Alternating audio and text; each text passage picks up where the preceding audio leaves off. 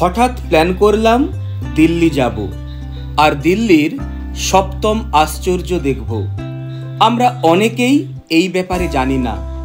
একদিন আগেই বুক করলাম টিকিট আর সামান্য চালাকি করে পেয়ে গেলাম ইন্ডিগোর উইন্ডো সিট। দিল্লি ভারতের দ্বিতীয় জনবহুল শহর। 1,63,00,000 জনসংখ্যা নিয়ে 1,484 বর্গ কিলোমিটার অঞ্চল জুড়ে বিস্তৃত এই দিল্লি। আজ আবহাওয়া ভালো, পরিষ্কার আকাশ, তাই সবকিছু দৃশ্যমান। দিল্লিতে অসংখ্য ভ্রমণের স্থান রয়েছে, কিন্তু আমরা আজ দিল্লির সপ্তম আশ্চর্য দেখব।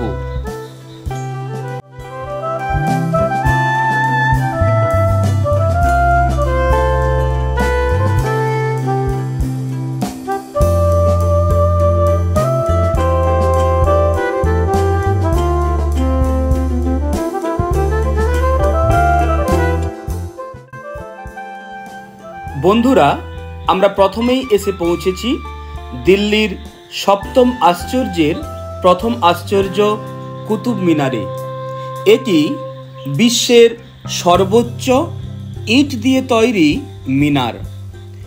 সুলতানদের প্রথম শাসক কুতুবউদ্দিন আইবকের আদেশে 1193 খ্রিস্টাব্দে এই কুতুব মিনারের নির্মাণ কাজ শুরু হয়েছিল। তবে 1386 খ্রিস্টাব্দে মিনারের ওপরের তলাগুলোর কাজ সম্পন্ন করেন ফিরোজ শাহ তুগলক। কুতুব মিনার ইন্দো ইসলামীয় স্থাপত্যের গুরুত্বপূর্ণ এবং অন্যতম প্রাচীন নিদর্শন।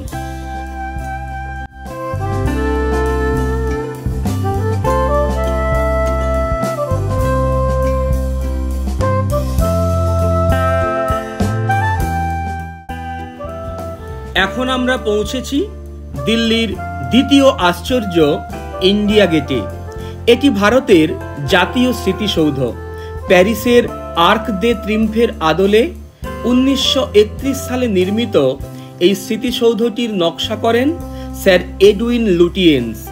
আগে এর নাম ছিল অল ইন্ডিয়া ওয়ার মনুমেন্ট। প্রথম বিশ্বযুদ্ধ ও তৃতীয় ইঙ্গো আফ্রিকান যুদ্ধে নিহত 90,000 ভারতীয় সেনা জওয়ানদের স্মৃতি রক্ষার্থে এই স্মৃতিসৌধটি নির্মিত হয়। এটি লাল ও সাদা বেলে পাথর ও গ্রানাইট পাথর দিয়ে তৈরি।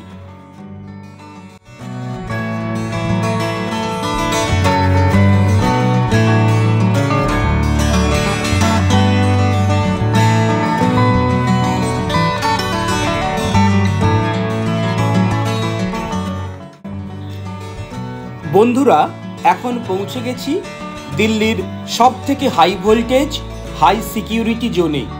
এখানেই রয়েছে নতুন ও পুরনো সংসদ অথবা পার্লামেন্ট।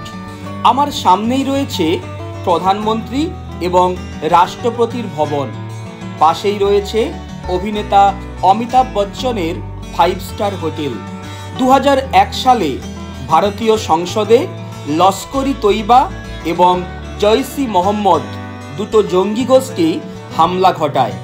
এই হামলায় একজন সাধারণ নাগরিক সহ মোট 12 জনের মৃত্যু হয়। তাই তারপর থেকে সাধারণ মানুষ এর বেশি সামনে যেতে পারে না। দূর থেকে এই সব ভবনগুলো দেখতে হয়।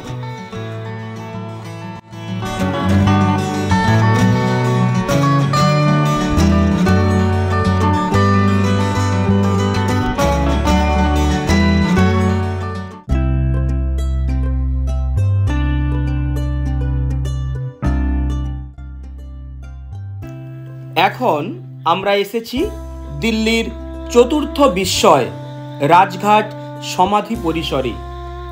এই স্মৃতিসৌধটি প্রথমে মহাত্মা গান্ধীকে উৎসর্গ করা হয়, যেখানে 31শে জানুয়ারি 1948 সালে তার দাহস্থান চিহ্নিত করার জন্য একটি কালো মরমরের মঞ্চ নির্মাণ করা হয় এবং তার এক প্রান্তে রয়েছে চিরন্তন শিখা, যে শিখা কোনোদিনই নেভে না।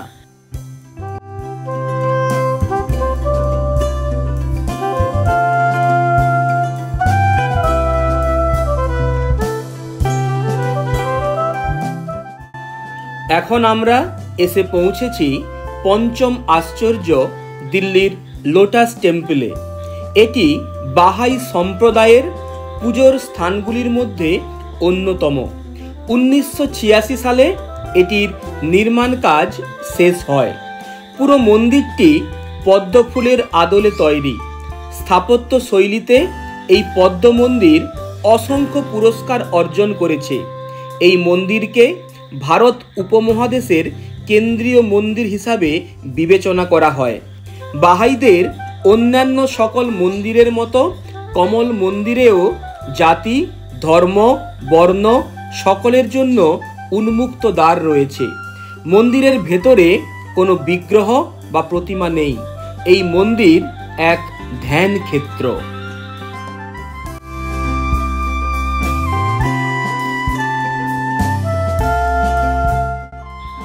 এরপর আমরা চলে এলাম দিল্লির লালকেল্লা।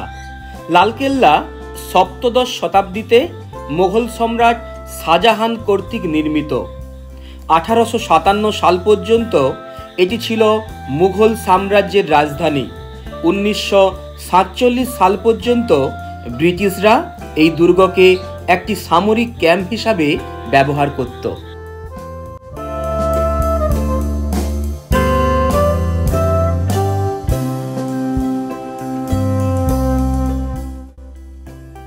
বন্ধুরা, এবার আমরা এসে উপস্থিত হয়েছি দিল্লির সপ্তম আশ্চর্য বিড়লা টেম্পল বা লক্ষ্মীনারায়ণ মন্দির। মহাত্মা গান্ধী এই মন্দিরটি উদ্বোধন করেছিলেন। 3 হেক্টর জায়গা জুড়ে বিস্তৃত এই মন্দিরটিতে অসংখ্য উপাসনালয়, ফোয়ারা এবং গীতা ভবন রয়েছে। জন্মাষ্টমী ও দীপাবলির সময় মন্দির চত্বর ভক্তের সমাগমে ভরে ওঠে।